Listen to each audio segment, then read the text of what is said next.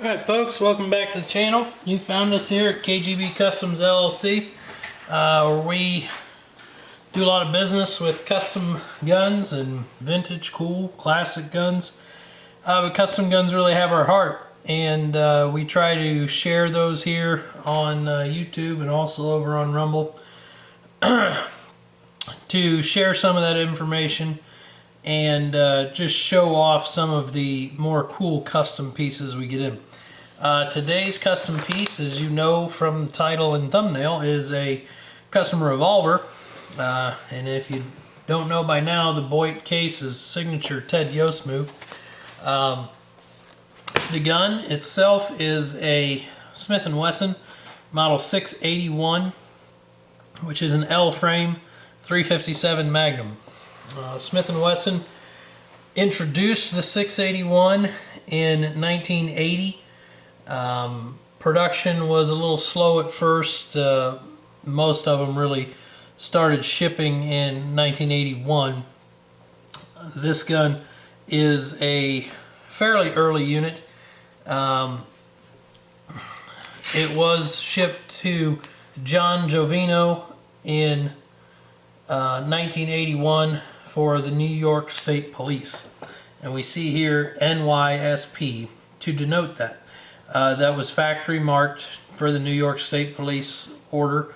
Roughly 500 units were ordered in 1981 by John Jovino, which that shop is famous New York shop for police supply, and of course their custom Smith & Wessons of very similar era. They were buying late 70s guns and having the snub nose effector modifications done to them. Some history about the L-frame before we get into the details of this custom gun. The Smith & Wesson L-frame history traces back to the limitations of the earlier frame sizes, particularly the K-frame, which the K-frame was introduced in 1899. So by 1980, it was pretty old technology. Now, it had gone through lots of iterations and modifications in that time. Certainly better heat treating and some dimensional changes. In the 50s, Smith & Wesson adapted the K-frame for the fairly new, although not that new, the cartridge was 20 years old before Smith & Wesson put it in a K-frame, but the 357 Magnum. Smith & Wesson introduced the Combat Magnum, which would become the Model 19 in 1955, I believe. And they modified the K-frame to handle the 357 Magnum both in length and in power. And the drive behind that came from guys like Bill Jordan and other police trainers of the time who wanted to have a 357 Magnum 6-shot revolver that wasn't an N-frame, because N-frames are fairly large guns. And with cars getting more prolific in their use, certainly by the 50s, cops needed a gun they could get in and out of their cruisers with. They didn't want a 6-inch barreled N-frame. And so that led us to the Model 19. Now, after 20 years of service in the 70s, we're starting to see 357 Magnum Smith & Wessons eating themselves alive. Why was this? Well, because lots of people wanted to shoot light, fast bullets. The guns had a small flat, so instead of having a perfectly round barrel extension where it comes through the frame, they had a small flat at the bottom to allow the crane assembly to swing up in. And that flat was a thin spot and thus a weak spot in that forcing cone. And it would crack, especially from heavy use, full house Magnum loads, especially with the 125 and under grain bullets, which were popular. So we would have cracked forcing cones on those guns, which would cause major gas leak, huge accuracy loss, etc. So in the late 70s, Smith & Wesson set out to enhance a small to medium frame revolver, a medium frame revolver, to house the 357 cartridge because of the 357's popularity. So Smith & Wesson engineer Dick Baker led the development of a Super K prototype in the late 70s, where he elongated the frame and cylinder window and eliminated the barrel flat, which gave us a stronger full circle, full thickness forcing cone all the way around. And this was tested heavily in the late 70s, and the frame was introduced in 1980 as the L frame.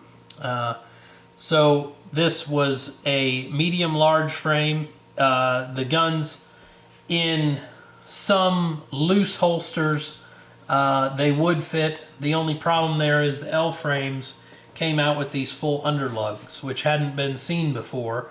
But that full underlug gave the gun more muzzle weight to soak up the recoil of those 357 Magnum loads. So holster compatibility was a bit of an issue early on, but of course holster makers were quick to catch up with because of how popular these guns were at introduction.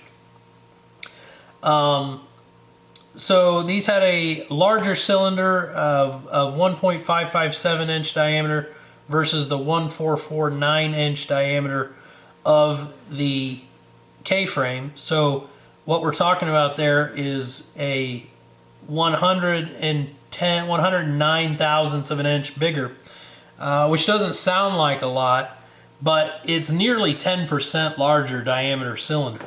And that's a considerable addition of strength to both the sidewalls of the cylinder, and it allows us to get the bore axis where we need it to have that forcing cone we talked about. They tested these guns mercilessly and shot thousands and thousands of rounds through them before bringing them out to the public. But when they rolled them out, police forces were lining up, much like the New York State Police, who within the first year of introduction ordered 500 of these guns. So that's a pretty telling thing. One, they were well acquainted with Smith & Wesson at that point, but when Smith & Wesson brought them these guns and showed them these guns, surely they demoed these guns for them and, told them, we may have put 10,000 proof loads through this gun, or whatever the gimmick, the sale pitch was. The state police signed up for 500 units right off the bat. So the guns worked, and they still work. The L frame is still probably Smith & Wesson's best seller. It includes models like this, the 681, which was meant to supplant and replace the Model 10 and the Model 13. Of course, the 10 being the 38 K-frame fixed sight gun, and the 13 being the 357 K-frame fixed sight gun. And then, of course, there's the sister to this, the 581, which is a blued version of this gun. And then there's the 686, 586, which are the adjustable sight version of this gun. Smith & Wesson dubbed this gun the Distinguished Service Magnum. So Smith & Wesson still continued to kind of name guns for marketing, even though they had model numbers. Early L frames did have a recall for, I believe, the firing pin nose and bushing were replaced. This one does have the M marking, as most New York State Police marked ones will, because the state police returned them for that recall work. I've had a lot of early L frames that didn't go back to Smith & Wesson for that recall, and they had no problems. But in those days, Smith & Wesson, especially dealing with a lot of police forces, unlike some companies today, saw some problems early on and decided to do a recall and just fix the problem right off the bat, instead of letting that play out and hope they didn't have guns jamming up in the line of duty. That pretty much tells the story of the L frame. The L frame's still in production. Matter of fact, I just got a brand new 686 mountain gun from Lipsy's, and that's the latest iteration of the L-frame with no internal lock. Again, we're back to no lock guns, which is great. Those guns have I should have brought it over here for the video, but they have a new crane lockup built into the front of the crane, sort of like the late 90s end-frame performance center guns, except it's not really reliant on the barrel at all. It's built into the frame instead of into the back of the barrel shroud like those performance center guns were. And we also have, over the years, have had some models come and go. The 696 was a great one. Was a 5-shot 44 special. Nowadays they catalog the model 69, which is a 5-shot 44 Magnum. Having owned and shot one of those, they're a 44 special. I would not advise shooting real Magnums through those guns. They are absolutely brutal, like getting smacked in the hand with a baseball bat brutal, with full house Magnums in them. Nonetheless, they make them. They're still popular today. The 686 is probably Smith & Wesson's best-selling revolver of the last 40 years. I would almost put money on that. So this gun has lived its life with the New York State Police. The guns were turned in for 9mm at some point and sold off. Ted Yost acquired this gun, had it sitting in his safe, decided to build himself a carry gun sometime in the early 20-teens. And what he created here is probably the perfect 357 carry gun, in my opinion. We've got a 3.5-inch barrel, so the barrel was originally 4 inches. He's cut that back and crowned it. And he doesn't just chop it and crown it. He does this protrusion on the front, similar to a Colt, similar to a Colt style muzzle on their double action revolvers. I really like that look. Why not go to 3 inches? Well, some of that is the roll markings, keeping those nicely centered on the barrel and not running into them, but also keeping a little bit of sight radius, and it's just a custom barrel length. Smith & Wesson never made a 3.5-inch a 3.5-inch 681. So when we're building custom guns, we often try to build something the factory's never done. So we've got a nice deep recessed crown there, nicely polished ejector rod. We've got Ted's proprietary sights here. Of course, the front is inset in a slot in the barrel, so there's no breaking that off or it falling off.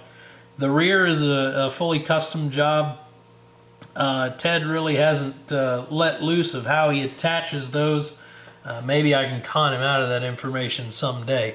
But really seamless fit, beautifully beveled and blended for a no snag, but an improved, much improved sight picture over the stock trench sights on these guns. And of course the front would have been a stainless blade. This one has Ted's gold line in it. The hammer has been abbreviated slightly and still retains a little checkering there, just enough that you can cock this gun, and still is pretty snag free there. The trigger face has been rounded, radiused, polished, and is mirror polished. Ted has soldered in a stop, not an adjustable screw that can move on you. He machines a hole in the trigger and solders in a solid stop, which is really the best way to do it on a carry gun, in my opinion. That stop can never leave you hanging, so to speak. As we move inside the gun, we've got a nicely chamfered and polished chamber mouths. Of course, the action is beautifully tuned on this gun. I didn't measure it, but I would wager that double action pull is inside of 8 pounds, and just beautifully smooth front to back. I got no arguments or complaints there. Ted, on a lot of his revolvers, would use Craig Spiegel grips. This one being a personal project, he did make the grips for this one, which he did on a number of customer guns as well, but certainly less common than Spiegel's. You see the back heel here has been rounded. Let me see what Ted calls that. Proprietary sighting system, complete action job. Hammer and trigger are hard chromed. Barrel shortened to 3.5 inches, forcing cone recut and polished. All external edges were softened. That is a thing I really appreciate in a carry gun, is that there are no sharp edges on this gun. Excuse me. And semi-round butt treatment to the grip frame and Turkish walnut grips. So this gun retains the square front of a square butt grip and gives you just a perfect grip for a gun this size. And the rounded heel carries well because that's sticking out of your holster and not poking you. Per Ted's letter here, he is the second owner after the New York State Police. So likely he bought this when they were surplusing them and hung on to it until he built it. We look in this 2016 American Handgunner, which Ted was a Ted was a writer for. He wrote their pistol smithing column for many years, and there is in this magazine featured this gun. What it was a article that Handgunner did on the staff's carry guns. And Ted, being on the staff as the Pistol Smith column writer, I should have bookmarked this. I can tell you this much, Ted had the classiest carry gun of anyone on the staff. Here we are. Dave Anderson's got a pretty nice one there with his Nighthawk Custom. But Ted Yost, the caption of the picture is, being a custom gunsmith, Ted has gently massaged this former police Smith & Wesson 681 into something typical of his work. Highly functional and above all elegant. Here's what Ted had to say about it. My current favorite carry gun, and always subject to change like the weather, is my Model 681. It is a New York State Police retiree, tweaked just a bit with the addition of my sight package with a gold line front and a fixed rear. Excuse me. Action job, barrel shortened to 3.5 inches. All the edges are softened, and a set of handmade Turkish walnut grips made to match the semi-round butt. It lives in an original Alessi holster, which I don't have, sadly, when it's not on R&R in the safe. It's just about the perfect revolver, and there's not much of anything I'd change. Ted sold this gun to a good friend of his sometime shortly after that article, probably because his friend saw it in there and needed to have it. And Ted, being Ted, knew he could make another one should he ever want one. But this beautiful piece is stopping by. If you want to see some still photos of it, there'll be some on my website. If you guys got any questions or comments, please leave them below. And again, we appreciate you all tuning in. Thanks.